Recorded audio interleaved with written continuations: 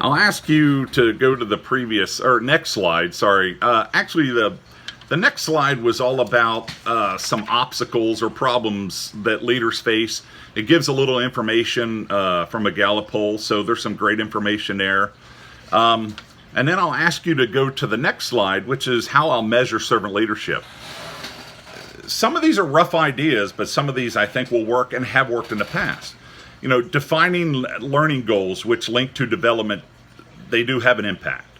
Break down training hours. Now, after a training session, meet with the individual to allow feedback on what is and what isn't working.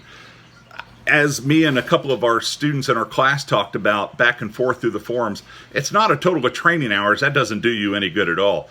It's the impact you get from the training. So you have to have constant conversation with the employees to see what's working and what's not working. Let's go down to allow the metrics to tell the story, which makes sense. Don't make it too complicated.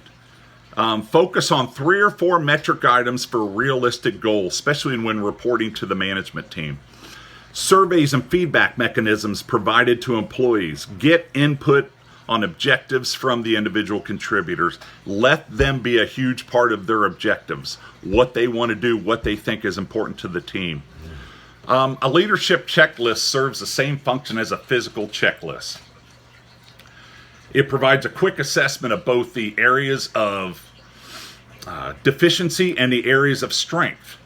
So when it's used right, a comprehensive checklist can enable individuals to take the necessary steps to overcome what's not going well and how they can acquire new skills. A well-developed measure of leadership can be very useful because of its precision, reliability, and validity. Benchmarks are designed to provide feedback from managers and executives. It's all about benchmarking, and that is the style that we're using in and throughout this PowerPoint.